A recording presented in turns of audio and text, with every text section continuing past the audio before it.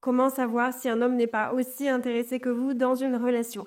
Peut-être que vous vous posez la question parce que souvent dans vos interactions avec les hommes lorsque vous faites des rencontres, vous voyez un léger décalage entre votre investissement et le sien. Sachez une chose, cela n'a rien à voir avec votre valeur. Parfois un homme peut sembler très intéressé au début, mais son comportement montre qu'il n'a pas les mêmes intentions que vous. Dans cette vidéo, je vais vous partager 7 signes clairs qui montrent qu'il n'est pas aussi sérieux qu'il le prétend et surtout comment réagir face à chacun de ces signes pour ne pas en souffrir et obtenir plus de clarté. Mais avant de rentrer dans le vif du sujet, si vous avez cliqué sur cette vidéo, c'est certainement que vous avez déjà été déçu en amour, que vous avez connu des schémas répétitifs, qu'un petit peu d'auto-sabotage, n'est-ce pas? Parce que vous ne connaissez peut-être pas encore votre valeur. Si vous souhaitez qu'on commence un accompagnement en coaching ensemble, je vous laisse cliquer sur le lien qui se trouve juste en dessous de cette vidéo afin de réserver votre première séance et de commencer 2025 sur les chapeaux de roue pour enfin briser le cycle de l'auto-sabotage. Le signe numéro 1 que cet homme n'est pas aussi sérieux qu'il le prétend avec vous, c'est qu'il n'envisage pas l'avenir à vos côtés. Donc à chaque fois que vous parlez de futur, soit il se montre évasif, soit il change de sujet, soit il essaye de trouver des excuses en disant qu'il préfère voir les choses au jour le jour. Non, un homme qui est sérieux, un homme qui est investi, un homme qui a envie de se projeter à vos côtés ne va pas hésiter à parler du lendemain, à parler de vous présenter ses amis, peut-être dans le futur, au bout de plusieurs mois quand la situation est bien installée, ses proches, sa famille, etc.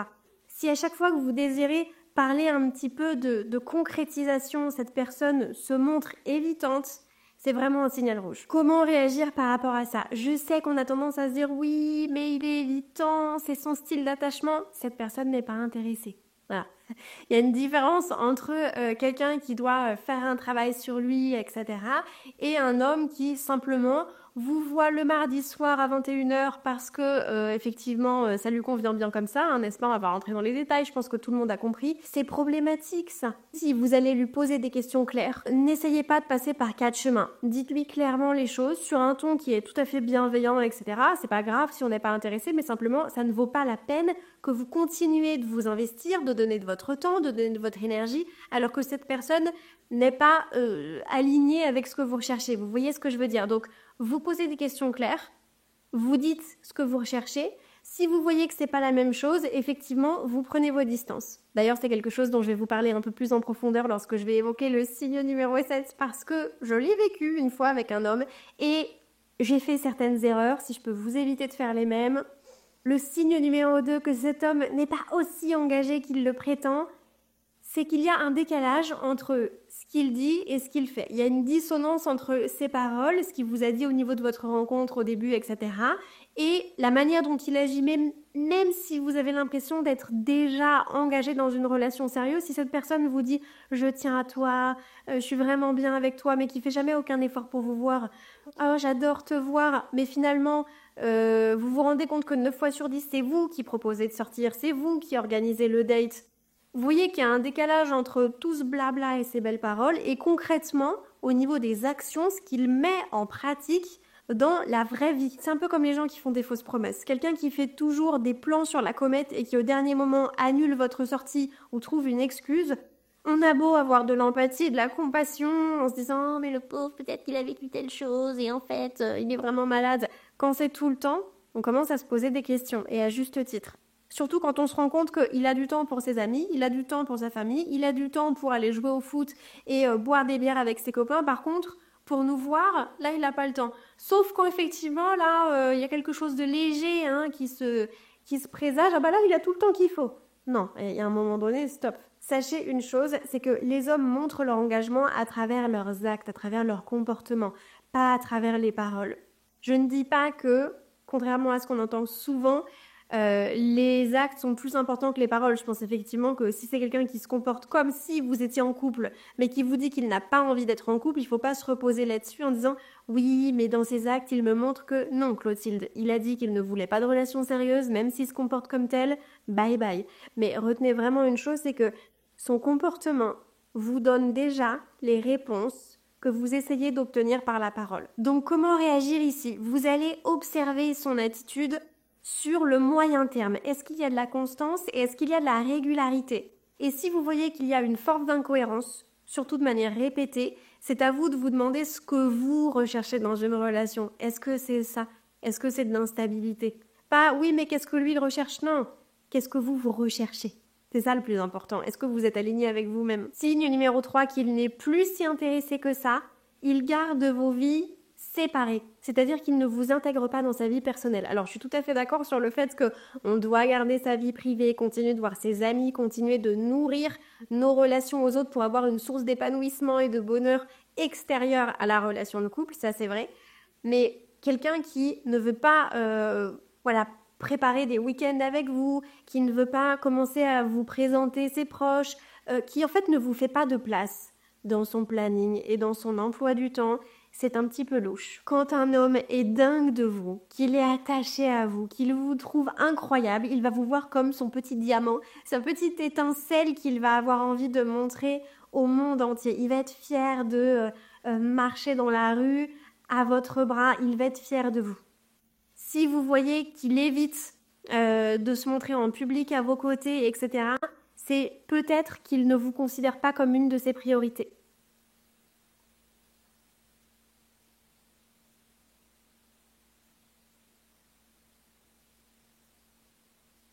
Bien entendu, attention, tout ce que je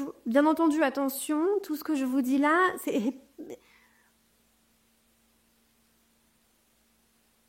bien entendu, attention, les choses que je vous dis là, bien entendu, attention, bien entendu, attention, les signes dont je vous parle dans cette vidéo, c'est évidemment pas des choses qu'on doit exiger ou considérer comme des signaux rouges au bout de une semaine et 2 heures passées ensemble, ok? Il y a un peu plus de régularité que ça, d'accord? Mais je parle quand même du principe qu'au bout de quelques mois, quand on se parle tous les jours et qu'on se voit 1 à 2 fois par semaine, on est en droit d'exiger un certain engagement et un certain investissement de la part de l'autre. Surtout quand nous, on s'engage. Comment réagir concrètement lorsqu'un homme vous tient à distance? Tout simplement, vous lui demandez calmement. Voilà, et de manière directe et distincte. Encore une fois, on ne passe pas par 4 chemins. C'est-à-dire que ça peut être lié à ses peurs, peut-être à une relation passée où effectivement la personne est très très dépendante de lui et donc il a peur que ça se reproduise, ce genre de choses. Et on le comprend. Mais est-ce que le but c'est pas d'abord de guérir pour être disponible émotionnellement, ne pas avoir peur d'un engagement sain et ensuite se mettre en couple avec une personne saine pour avoir des bases solides? Est-ce que le but c'est pas ça? Si. Donc si il change et qu'il y a une évolution positive, très bien. Si c'est pas le cas, encore une fois, demandez-vous si ce que vous voulez, c'est vraiment de voir quelqu'un, entre guillemets, à temps partiel. Enfin, je veux dire, vous n'allez pas emménager ensemble tout de suite, ça c'est clair. Et ça me choque pas qu'il y ait des gens qui, au bout d'1 an, n'habitent pas encore ensemble. Enfin, vraiment, ça ne me choque pas. Chacun son rythme. Et chacun ses envies, son style de vie. Mais est-ce qu'il vous garde vraiment à distance pour vous voir de temps à autre quand il a un trou dans son emploi du temps? Ou est-ce qu'il a vraiment envie de construire quelque chose avec vous sur le long terme? Est-ce qu'il se visualise les 5 prochaines années passer à vos côtés ou pas? Ce que vous méritez, ça c'est important que vous l'ayez en tête, c'est une place complète dans la vie de quelqu'un. Vous n'êtes pas une option, vous n'êtes pas là juste quand ça arrange les autres, non.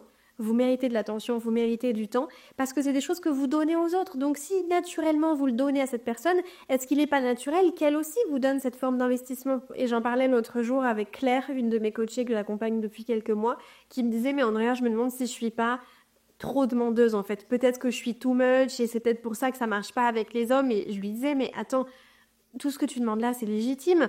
Quand tu vois tes couples d'amis pour qui ça se passe super bien, c'est des choses que cet homme et cette femme se donnent. Oui, ok. Donc si ça existe chez les autres, et si toi tu le donnes naturellement, pourquoi est-ce que tu serais pas en droit d'exiger qu'on te donne la même chose? Ah bah oui, c'est vrai. Et c'est là qu'on se rend compte qu'en fait on connaît pas bien notre valeur et que malheureusement le fait d'avoir une faible estime de soi, ça va nous empêcher d'être complètement alignés avec nous-mêmes. Donc c'est-à-dire qu'il va y avoir une dissonance entre ce qu'on prétend vouloir vivre comme relation et ce qu'on vit comme relation à cause de notre auto-sabotage. Signe numéro 4, que ce n'est pas la personne qu'il vous faut. Et c'est certainement un des signes les plus douloureux, c'est qu'il vous traite comme une option dans le sens où il ne respecte pas vos besoins et il ne respecte pas vos envies. C'est lui qui compte. C'est son ego. Et il y a même des gens qui le disent clairement au premier ou au deuxième date. Tous mes potes me disent que je suis super égoïste. Oui, mais Didier, c'est pas positif. Vous savez que quand on écoute les gens, on a déjà les réponses. Quand on regarde leurs actions, on a déjà les réponses. Ne vous basez pas sur un potentiel. J'ai vécu ça avec un homme il y a quelques années. C'était toujours à moi de m'adapter à son emploi du temps. Il faisait jamais l'effort pour venir et voilà faire le trajet. Enfin, on n'habitait pas à 2 heures, mais il y avait quand même un trajet à faire. C'était toujours moi qui me déplaçais en voiture. C'était toujours lui qui décidait d'où on allait dîner, ce qu'on allait faire comme activité. Et en fait, dès que je faisais quelque chose, il me faisait passer pour «Ah, tu le fais parce que tu m'aimes bien, hein, t'es attaché». Je devais toujours m'adapter et les fois où je faisais quelque chose, là, j'avais l'impression que ça y est, c'était plein projecteur sur ma figure et que j'avais presque fait une erreur, quoi. Je vous le donne en mille, il y avait évidemment un rapport de force, ça ne veut pas dire que c'était la personne la plus toxique de la Terre. Mais il y avait quand même quelque chose qui allait pas et malheureusement ça a duré plusieurs mois avant que je subissais la relation. Comment réagir dans ce type de situation? Alors globalement, si c'est vraiment too much, il faut partir parce que la communication ça ne suffit pas. Là l'objectif c'est de mettre vos limites. Vous allez communiquer de manière claire que certaines choses ne vous conviennent pas. Que dans une relation, vous attendez qu'il y ait un certain équilibre et donc que les deux personnes soient investies de manière mutuelle, que vous avez remarqué une inversion de tendance dans son attitude ces derniers temps, que vous le comprenez, mais que vous avez besoin de savoir pourquoi, et que s'il est plus intéressé, effectivement, vous n'allez pas continuer. Clair, net et précis. Le signe numéro 5, c'est qu'il refuse les conversations importantes. Tout ce qui concerne l'exclusivité, le fait d'être en couple officiellement, à chaque fois que vous mettez sur la table qu'est-ce qu'on est, où on va, j'ai besoin de savoir un petit peu où on se situe, il change de sujet, ou il m'enverra plus tard. En fait, vous avez un manque de clarté. Quelqu'un qui refuse d'avoir des conversations qui, pour lui, sont inconfortables, en fait, c'est quelqu'un qui tire profit du fait que vous n'ayez pas de limites. Donc, quand vous mettez des limites, aussi désagréables que ça puisse être, surtout la première fois, parce que ça vous pousse à sortir de votre zone de confort et de votre zone de familiarité, en fait, si la personne réagit mal à ça, c'est qu'elle tirait profit de vous quand vous n'aviez pas de limites. Quelqu'un qui n'apprécie pas vos limites, c'est quelqu'un qui tirait profit de vous. Donc il va falloir vous respecter et être suffisamment aligné avec vous-même pour vous dire voilà ce que je recherche comme relation, voilà la manière dont je dois agir. Cette vidéo et mon contenu de manière générale, vous le savez, ce ne sont pas des techniques de manipulation pour obtenir ce que vous voulez, du fuis-moi je me suis ou je ne sais quoi. Je ne l'ai même pas dit correctement. C'est vraiment comment faire pour me respecter et vivre une relation qui soit saine et qui me ressemble. Donc, tant que vous ne sortez pas de cette zone de confort, même si c'est dur, tant que vous n'arrivez pas à dire non, vous n'allez pas avoir une relation qui soit épanouissante et qui soit durable sur le signe numéro 6 qu'il faut peut-être prendre vos distances avec cet homme, c'est qu'il n'y a pas d'effort constant. Il y a une semaine où il va être tout à fait charmant, intéressé, il va vous proposer d'aller au restaurant, il va organiser tout le date.